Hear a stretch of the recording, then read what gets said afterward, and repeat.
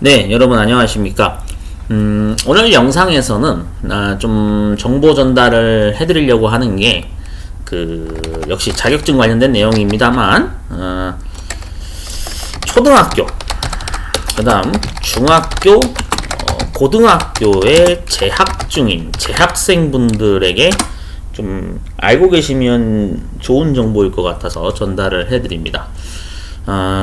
일단은 우리가 흔히 얘기하는 학교 생활기록부에는 학생이 자격증을 취득했을 때 한 것을 추가할 수 있습니다.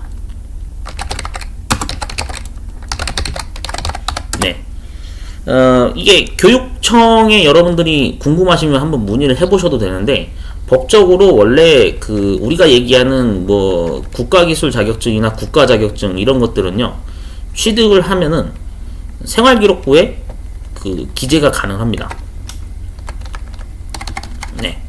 그래서 이거를 좀 알고 계시면 좋을 것 같아요. 당연한 사실인데 뭐 이걸 굳이 이렇게 동영상에서 언급을 하느냐 그럴 수 있지만은, 실제로 모르시는 분들도 있어요. 아는 분들도 있지만 모르고 고등학교 졸업까지 가는 분들도 있어요.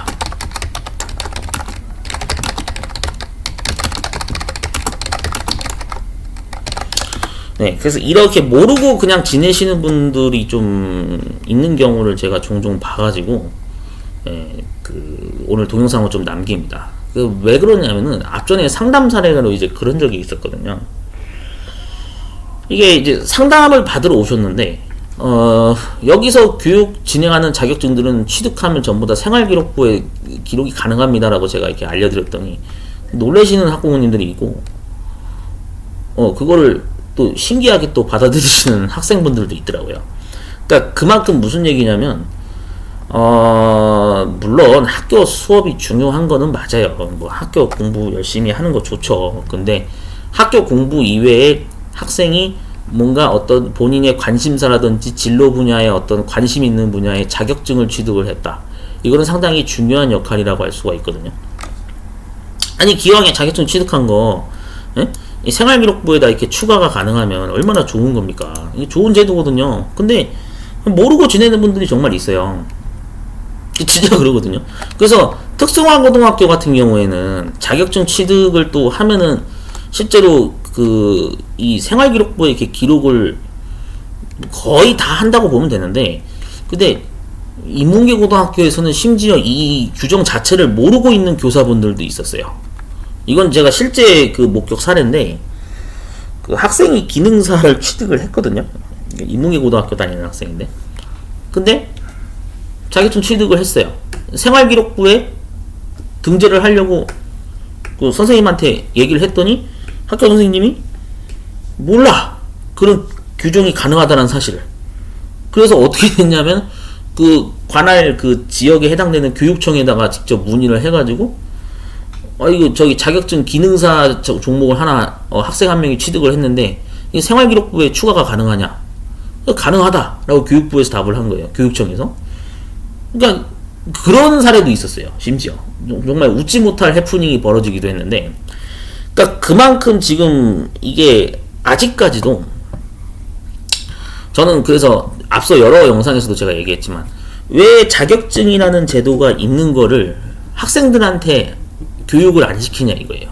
그걸 직접 교육이 가능하면 더 좋겠지만, 직접 교육은 불가능하더라도 이런 분야의 기능사 자격증이 있으니 관심 있는 학생은 개별적으로 한번 준비를 해봐라 라고 이렇게 정보 제공만 해줘도 사실 학교의 역할은 그게 굉장히 좋은 역할을 하는 거거든요. 근데 몰라요. 진짜 모르고 그냥 졸업하시는 분들이 태반이에요. 그거 한번 주변에 물어보세요. 이런 거 알고 계시는 분 있나? 아니, 아는 분들은 알아요. 자격증을 어느 정도 가지고 있으신 분들은. 근데 몰라요, 대다수가.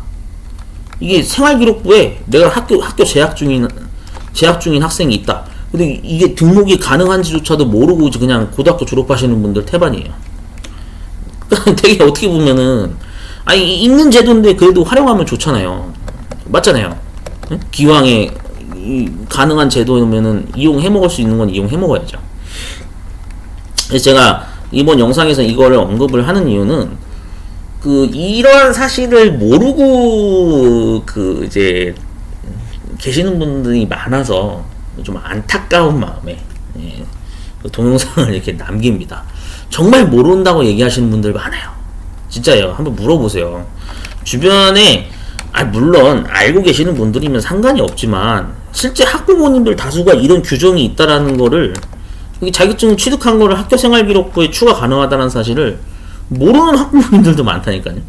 모르는 현직 교사분들도 있어요. 심지어 진짜요. 제가 그런 교사분이 있다라는 거를 간접 경험을 통해서 목격을 했기 때문에 참 진짜 웃지 못할 코미디 같은 일들이 많이 일어납니다. 그렇기 때문에 오늘 이 사실을 좀 여러분들 잘 기억하시고, 가장 무난하게 준비할 수 있는 자격증이라고 한다면 당연히 네트워크 관리사 이런 게 되겠죠.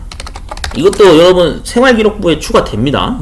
이거 알고 계세요? 통신 자격증 다 돼요. 그 다음에 우리가 부르는 기능사 종목들이 있죠.